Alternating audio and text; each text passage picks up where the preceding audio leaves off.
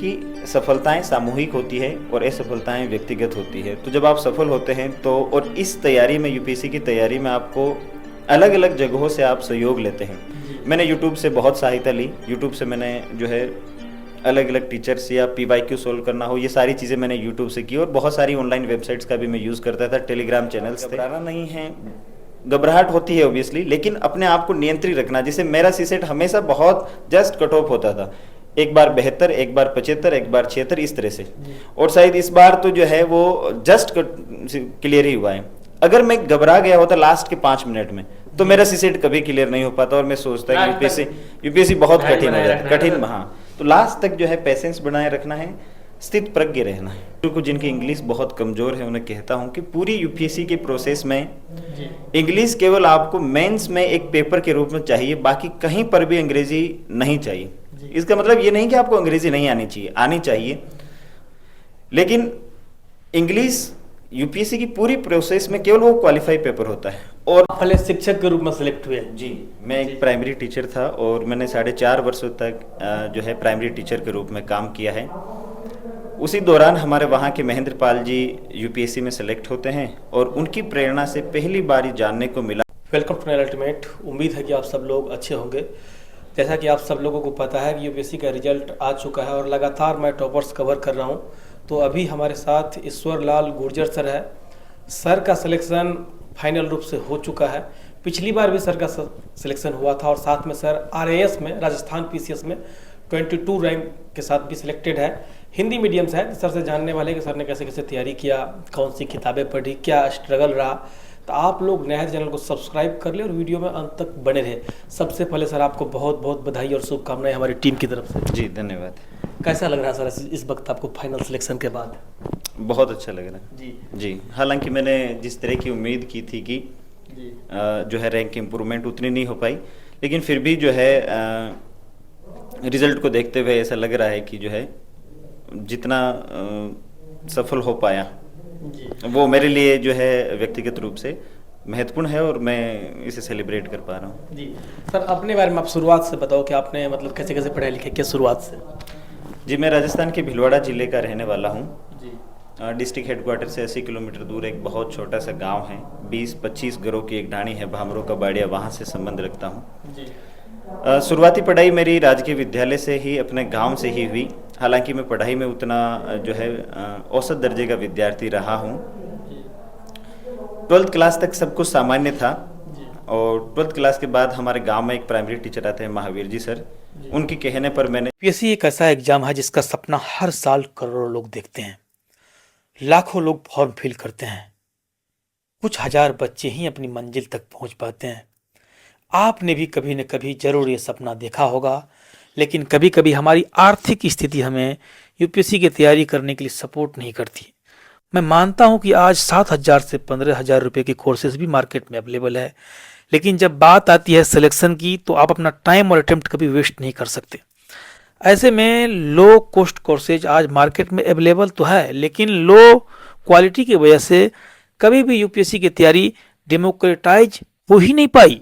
लेकिन अब सब कुछ चेंज होने वाला है, क्योंकि अनअकैडमी जो यूपीएससी एग्जाम की तैयारी के लिए इंडिया का बेस्ट प्लेटफॉर्म है, जिसका ऑनलाइन पेड प्रोग्राम से पढ़कर यूपीएससी में 70+ एस्पायरेंट का सिलेक्शन हुआ है। वो अब आपको 15 मंथ यूपीएससी सब्सक्रिप्शन ऑफर कर रहा है मात्र 24,999 रुपये में। सिर्फ दिन के 56 रुपये में आपको मिल जाता है अनअकैडमी प्लस का access with India's highest quality UPSC CSE educators, जैसे कि Mrunal Patel sir, Sudarshan Gurjar sir, Sarmad Mehraj sir और मधुकर कोटबे सर।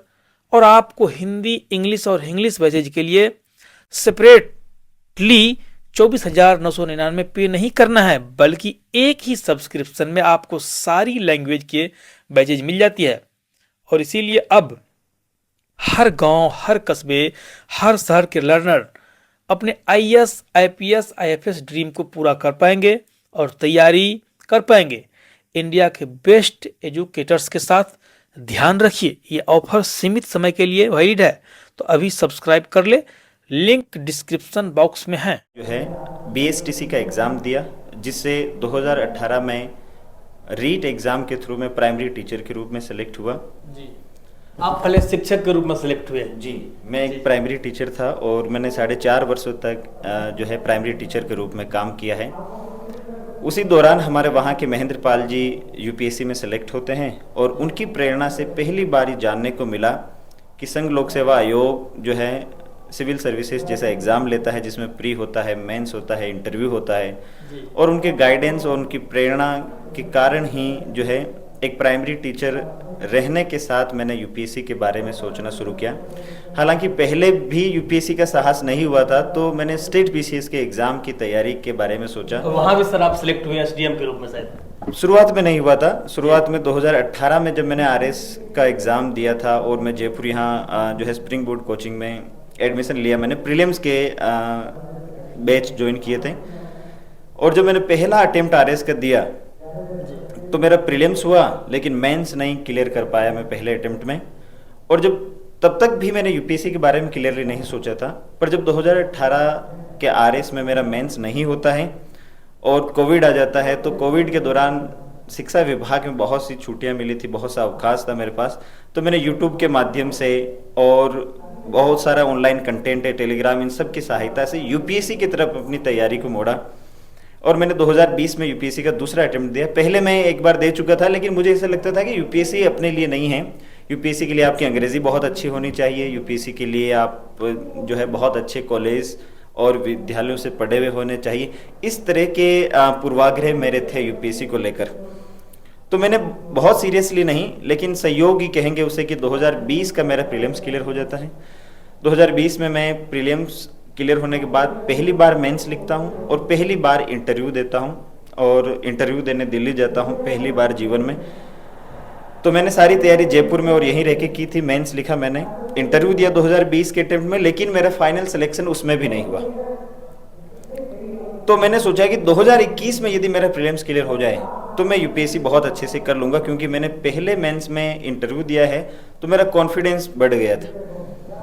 लेकिन फिर मैं ये सोचने लग गया था कि बस एक बार प्रीलिम्स हो जाए। जब आप एक बार प्रीलिम्स हो जाए, एक बार ये हो जाए, इस डर के भाव से एग्ज़ाम देते हैं जी जी, तो फिर वो घबराहट कई जो है आपको अटका देती है, और यही मेरे साथ हुआ। 20 में मैं इंटरव्यू देता हूँ और 21 में मेरा प्रीलिम्स भी क्लियर नहीं होता, 0.6 नंबर से मेरा प्रीलिम्स रह जाता है। तब मुझे पहली बार ऐसा लगा कि यूपीएससी उतना कठिन तो नहीं है, लेकिन जो इसकी अनसर्टेनिटी है, अनिश्चितता, कि आप एक बार सेलेक्ट होते हैं, दूसरी बार आपका प्रीलिम्स भी क्लियर नहीं होता, एक बार आप इंटरव्यू देते हैं, अगली बार आपका मेंस भी क्लियर नहीं होता। ये चीज़ जो है इस एग्ज़ाम को बहुत कठिन और बहुत अनिश्चितताओं से भरा हुआ बना देती है। तो मेरा 2021 में प्रीलिम्स नहीं हुआ जी जी, लेकिन मैंने सोचा कि इस तैयारी को यहाँ छोड़ना नहीं है, क्योंकि बहुत से दोस्त बन गए जो आईएएस भी बन गए, आईपीएस भी बन गए। जी जी, तो मुझे ऐसा लगा कि इस एग्ज़ाम को किया तो जा सकता है।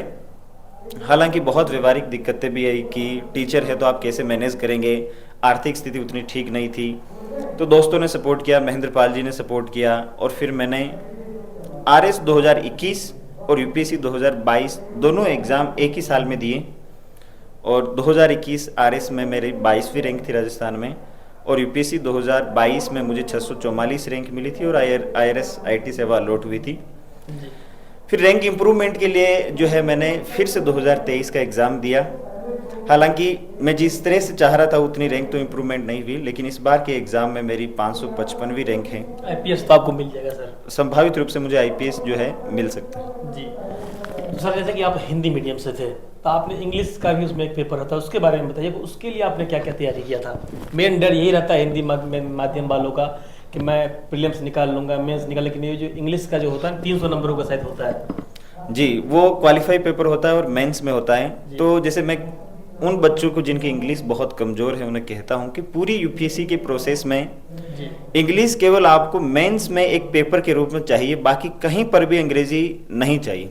इसका मतलब ये नहीं कि आपको अंग्रेजी नहीं आनी चाहिए, आनी चाहिए, लेकिन इंग्लिश यूपीएससी की पूरी प्रोसेस में केवल वो क्वालिफाई पेपर होता है। और जब मैं फर्स्ट मेंस मैंने लिखा तो मैंने सोचा कि इंग्लिश का उस पेपर को कैसे पास करें, जबकि सर ऐसे भी लिखना होता है, एक ऐसे लिखना होता है, 6 पेज भरने होते हैं, 100 नंबर का ऐसे आता है, ग्रामर आती है और भी बहुत सारी चीज़ें। तो मुझे डर था पहले अटेम्प्ट में, तो मैं रोजाना 1.5-2 घंटे इंग्लिश पढ़ता था यूपीएससी मेंस की तैयारी में जबकि किसी से भी पूछोगे तो कोई जो है लैंग्वेज वाले पेपर को इतना टाइम नहीं देता। लेकिन मैं शुरू में चूंकि डर रहा था और मैंने किसी टॉपर से पूछा भी था तो उन्होंने कहा कि 10% लोग लैंग्वेज वाले पेपर में फेल भी हो जाते हैं और वो पेपर पास नहीं हुआ तो अदर कॉपी चेक भी नहीं हुई। तो मैंने इंग्लिश पढ़ी अच्छे से और फिर मेरा वो हर बार क्वालिफाई हुआ है। लेकिन बाद में मुझे ये रियलाइज हुआ कि वो पेपर उतना कठिन होता नहीं है। वो आपकी नॉर्मल भाषा चेक करता है, जो एक 10वीं क्लास के जो स्टूडेंट होता है उसके लेवल की इंग्लिश आपको आनी चाहिए कि आप एक्सप्रेस कर सकें ऐसे में अपने आप को। तो मैंने उस पेपर को कैसे मैनेज किया कि मैं ऐसे वगैरह होता है सर, उसको कैसे सर आपने लिखा? इस तरह से मैनेज किया मैंने कि मैंने 40-50 इंग्लिश में कोटेशन याद कर लिए। वुमेन एम्पावरमेंट पे 5 कोटेशन, इन्वायरमेंट पे 5 कोटेशन, इकोनॉमी पे 5 कोटेशन, एजुकेशन पे 5 कोटेशन। फिर मैं ऐसे लिखता मान लो, और यही टॉपिक रिपीट होते हैं। मान लो शिक्षा पे एजुकेशन पे निबंध आया, ऐसे आया, तो मैं क्या करता था, कोटेशन लिखता, शुरुआत करता, फिर कोई फैक्ट लिखता, लिंकिंग पैरा लिखता, फिर कोटेशन, फिर कोई लिंकिंग पैरा, फिर कोटेशन। इस तरह से मैं उस ऐसे को बहुत अच्छे से लिखता था 100 नंबर का, ताकि उस पेपर को पढ़ने वाले को लगे कि इसकी इंग्लिश बहुत अच्छी है, क्योंकि वो कोटेशन, वो सारी चीज़ें। तो इतना 60-70 कोटेशन जब आपको इंग्लिश में याद होते हैं तो आपको कॉन्फिडेंस आ जाता है राइटिंग का। तो इस तरह से मैं ऐसे को मैनेज कर लेता था, और बाकी ग्रामर वो थोड़े बहुत आ जाते थे, क्योंकि 25% नंबर चाहिए होते थे। तो मेरा हर बार जो है वो पेपर क्वालिफाई हुआ है। इसलिए हिंदी मीडियम के बच्चों को इस पेपर को लेके कोई जो है डर का माहौल नहीं रखना चाहिए, तैयारी करनी चाहिए, पर ज़्यादा बड़ा संकट ये है नहीं। Okay sir. और इस तैयारी में सर आपने कोई मेंटरशिप वगैरह लिया हुआ कहीं से, कोई गाइडेंस वगैरह कहीं से? जी, जैसे मेरा व्यक्तिगत रूप से मानना यह है कि सफलताएं सामूहिक होती है और असफलताएं व्यक्तिगत होती है। तो जब आप सफल होते हैं तो, और इस तैयारी में, यूपीएससी की तैयारी में आपको अलग अलग जगहों से आप सहयोग लेते हैं। मैंने यूट्यूब से बहुत सहायता ली। यूट्यूब से मैंने जो है अलग अलग टीचर्स या PYQ सोल्व करना हो, ये सारी चीज़ें मैंने यूट्यूब से की, और बहुत सारी ऑनलाइन वेबसाइट्स का भी मैं यूज़ करता था, टेलीग्राम चैनल्स थे। दूसरा मैंने ये किया कि मैं RS की तैयारी मैंने यहाँ से स्प्रिंग बोर्ड कोचिंग जयपुर से की थी। तो उसकी जो मेरे GS के नोट्स थे, उसको बेसिक नोट्स मैंने हमेशा वही रखे, चाहे मैं IS दूँ या RS दूँ। अब जैसे मॉडर्न हिस्ट्री है तो मॉडर्न हिस्ट्री के मेरे बेसिक नोट्स वही रहेंगे, उसी में मैंने चीज़ें ऐड करता गया। तो मेरा GS इस तरह से तैयार हुआ था। इसके अलावा भी मैंने बहुत कुछ पढ़ा इधर उधर से, पर मैंने उन नोट्स में ही सारी चीज़ों को ऐड कर दिया। मैंने अपने ऑप्शनल की जो है वीडियो कोर्स जो ले हैं, पेन ड्राइव कोर्स, वो लिया था। हिंदी साहित्य मेरा ऑप्शनल था। इसके अलावा जो है स्प्रिंग बोर्ड ने एक मेंस मेंटरशिप का प्रोग्राम चलाया था जी, जो जिसमें मैंने पार्टिसिपेट किया, और उसका फ़ायदा आंसर राइटिंग को लेकर भी मिला था। तो इस तरह के बहुत से मेंटर, और फिर दोस्त सारे थे। जैसे मेरे एक मित्र है विपिन दुबे, जो IPS थे और इस बार IAS बने हैं। तो उनको मैं कॉपी दिखाता था, ऐसे की, मेंस की, GS वाली और ऑप्शनल वाली। तो इस तरह के पीयर रिव्यू का जो है बहुत फ़ायदा मिला मुझे। Okay sir. प्रीलिम्स से 1 मंथ पहले सर आपकी क्या स्ट्रेटजी थी? मैं प्रीलिम्स जो भी क्लियर करता था उसमें बहुत ज़्यादा नहीं पढ़ता था, क्योंकि यूपीएससी का सिलेबस बड़ा है। तो और बहुत कम समय में प्रीलिम्स 2 महीने ही मिलते थे, कभी कभी तो बहुत कम समय मिलता था। तो जब मैं पहली बार फेल हुआ 2021 में प्रीलिम्स, तो फिर मैंने 2022 में एक स्ट्रेटेजी अपनाई। तो जैसे मान लो 2 महीने बचे हैं UPSC CSE 2024 के प्रीलिम्स को, तो मेरी जो स्ट्रेटेजी होती थी वो केवल लिमिटेड सब्जेक्ट, 5 सब्जेक्ट तक होती थी। Polity, economy, environment, modern history और ज्योग्राफी। मॉडर्न हिस्ट्री में एंशिएंट हिस्ट्री को भी मिला दो, हिस्ट्री। ये 5 सब्जेक्ट से मैं, इनके 15-20 सवाल हर साल प्रीलिम्स में आते हैं। ये 5 सब्जेक्ट की बेसिक बुक्स पढ़ो, या जो भी आपका बेसिक नोट्स है वो, प्लस इसमें से 3 सब्जेक्ट का करंट अफेयर्स आता है, पॉलिटी, इकोनॉमी और इन्वायरमेंट। इन 3 सब्जेक्ट का करंट अफेयर्स पढ़ता था मैं यूट्यूब से और PT 365 वगैरह से। तो इनका 3 का करंट अफेयर्स पढ़ा, 5 के इन्वायरमेंट, इकोनॉमी और पॉलिटी का करंट अफेयर्स भी और बेसिक भी, और यूट्यूब से उनके PYQ भी, फिर मॉडर्न एंशिएंट हिस्ट्री और ज्योग्राफी, ये सारे। मेरी अप्रोच ये थी कि मैं सबसे पहले इनकी बेसिक जो नोट्स है वो पढ़ूंगा, दूसरा फिर NCERT टेस्ट लगाऊंगा इन सब के जो मार्केट में मिलते हैं, तीसरा फिर इन 3 सब्जेक्ट के PT 365 और करंट अफेयर्स पढ़ूंगा, चौथा फिर मार्केट में मिलने वाली कोचिंग्स के जो टेस्ट होते हैं प्रीलिम्स के, वो उठा के लाऊंगा, उनके टेस्ट लगाऊंगा, 20-30 टेस्ट लगाऊंगा, 10 साल की PYQ सोल्व करूंगा इन 5 सब्जेक्ट के। तो इससे मुझे भटकना नहीं होता है कि क्या पढ़ना है क्या नहीं पढ़ना, वो मुझे क्लियर रहता है कि बस ये SOP है मेरे लिए एक तरह, ये मानक प्रक्रिया अगर फॉलो हो जाती है तो मेरे जीएस में जो है आसानी से नंबर आ जाते हैं। सीसेट के लिए मैं विशेष रूप से मेरी मेहनत कमजोर है तो मैं पैराग्राफ और रीजनिंग पे बहुत डिपेंड रहता हूँ। पैराग्राफ यूपीएससी सीएससी 2023 में 27 आए हैं, तो उसमें से मेरे 23 या 24 पैराग्राफ सही हुए हैं। उससे पहले भी पैराग्राफ में मेरी एक्यूरेसी ठीक थी और रीजनिंग से मैं 10-15 सवाल बना ही लेता था। तो सीसेट में दिक्कत कंटेंट को लेकर नहीं है, दिक्कत ये है कि 2 घंटे में आप 27 नेट सवाल सही कर पाएं, ये सबसे बड़ी दिक्कत है। यदि किसी को भी वो पेपर दिया जाए तो सोल्व कर लेगा वो 27, पर टाइम में लिमिटेड है। हाँ, गलत भी नहीं, मान लो 5 घंटे आपको दें तो आप उसमें से आराम से 27 सवाल ढूंढ लेंगे, पर 5 घंटे नहीं, 2 घंटे में 27 सवाल करना दिक्कत है। तो मैं वो पैराग्राफ को पढ़ने की स्पीड को बढ़ाता था, तो 1 घंटा शुरू में पेपर अटेम्प्ट करते ही मैं वो पैराग्राफ सारे कर लेता था 1 घंटे में। फिर 1 घंटा जो बच गया उसमें मैथ और रीजनिंग से जो सवाल बन सकते हैं उनको ही सोल्व करता। जो सवाल मुझे आता ही नहीं टॉपिक, उसको मैं कभी सोल्व करने का प्रयास ही नहीं करूंगा, तो मेरा टाइम वेस्ट होगा ही नहीं। तो इस तरह की तैयारी से प्रीलिम्स हो जाता था। जी सर, कितने घंटे आप डेली पढ़ाई करते, जैसे कि आपने बताया, तो कितने घंटे डेली पढ़ते थे आप? मैंने पढ़ने के दौरान कभी घंटे गिने नहीं हैं। जैसे मैं कहा कि मैं वर्किंग भी था, काम कर रहा था, और भी घर परिवार की जिम्मेदारियां थी, शादी हो गई थी, दूसरी सारी जिम्मेदारियां थी, ये सब। तो मैंने कभी बहुत कहीं रह के प्रॉपर तैयारी नहीं की है। तो जैसे प्रीलिम से 2 महीने पहले मैं छुट्टी लेके आता था, तो फिर वो 2 महीने ही है मेरे, उसमें मैं घंटे गिनता नहीं था कि कितना पढ़ रहा हूँ, जो था वो समय, क्योंकि आपको प्रीलिम्स निकालना है। जब प्रीलिम्स हो गया, तो जब आपका प्रीलिम्स हो जाए और मेंस है, तो फिर टाइम देखना नहीं है कि कितना पढ़ें, बस वो मौका दिया है तो वो मौका अवसर हाथ से जाना नहीं चाहिए।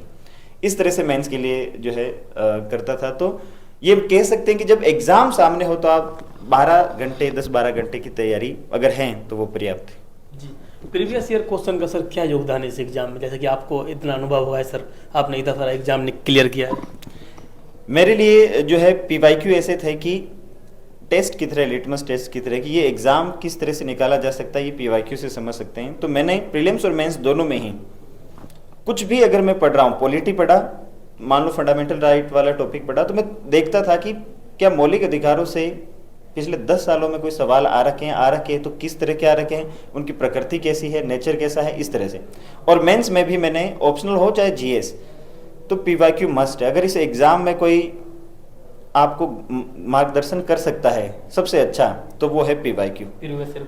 हाँ, पुराने साल के पेपर देखो, हमेशा किसी से पूछने की जरूरत ही नहीं पड़ेगी कि क्या पढ़े और क्या नहीं पढ़े, वही सब कुछ बता देगा। ओके सर जी। जैसा कि सर अभी जिन बच्चों का प्रीलिम्स एग्जाम है, उन्हें आप क्या कहना चाहोगे? तो प्रीलिम्स एग्जाम के 60 दिन बचे हैं लास्ट जी। अब ऐसा है कि कोई भी टॉपर यूपीएससी प्रीलिम्स को लेकर कोई दावा नहीं कर सकता है कि आप ये कर लो तो आपका प्रीलिम्स हो जाएगा। जी जी। सारी लड़ाइयाँ व्यक्तिगत होती है, आपको ही अपना तरीका ढूंढना होगा। 1016 बच्चे सेलेक्ट हुए हैं, 1016 तरीके हो सकते हैं उस प्रीलिम्स को क्रैक करने के। आप अपना तरीका ढूंढो, बजाय किसी टॉपर की प्रॉपर स्ट्रेटेजी को शब्द से है या वर्ड बाय वर्ड फॉलो करने की। तो सबसे पहले ये देखो कि नंबर ऑफ क्वेश्चन अटेम्प्ट करने में आपकी एक्यूरेसी कहाँ। जैसे मैं 85 प्लस जब भी करता था तो मेरा प्रीलिम्स क्लियर होता था। 85 से नीचे प्रीलिम्स अटेम्प्ट मैं सवाल अटेम्प्ट करूंगा तो मेरा नहीं होगा। तो आपकी एक्यूरेसी देखो, और मेंटल स्टेबिलिटी बहुत जरूरी है सीसेट में भी और जीएस में भी। वो मानसिक स्थिरता बनाने के लिए आपको टेस्ट देने हैं इन 60 दिनों में खूब सारे। बहुत से टॉपर्स ये भी कहते हैं कि मैंने टेस्ट नहीं दिए हैं क्योंकि मैं पढ़ने में वो था, लेकिन मेरा ये मानना है कि अभ्यास आपको जो है उत्कृष्टता की तरफ लेके जाता है, एक्सीलेंसी की तरफ लेके जाता है। तो टेस्ट बहुत जरूरी है, जिससे आपकी मेंटल स्टेबिलिटी भी बनती है और एक्यूरेसी का भी पता चलता है। तो इन 60 दिनों में अपने आप को स्टेबल बनाए रखो, टेस्ट दो, अपना तरीका ढूंढो कि कैसे आप उस पेपर के साथ खेल के जो है उतने नंबर ला पाओ कि आपका प्रीलिम्स क्लियर हो जाए। पेपर के दौरान घबराना नहीं है, घबराहट होती है ऑब्वियसली, लेकिन अपने आप को नियंत्रित रखना। जैसे मेरा सीसेट हमेशा बहुत जस्ट कट ऑफ होता था, एक बार 72, एक बार 75, एक बार 76, इस तरह से। और शायद इस बार तो जो है वो जस्ट क्लियर ही हुआ है। अगर मैं घबरा गया होता लास्ट के 5 मिनट में तो मेरा सीसेट कभी क्लियर नहीं हो पाता, और मैं सोचता है कि यूपीएससी बहुत कठिन हो जाता है, कठिन। हाँ, तो लास्ट तक जो है पेशेंस बनाए रखना है, स्थित प्रज्ञ रहना है। थैंक यू सर, आपने टाइम दिया, आपसे बात करके काफ़ी अच्छा लगा। हो सकता है इससे काफ़ी सारे स्टूडेंटों को फायदा होगा। जी धन्यवाद। Thank you.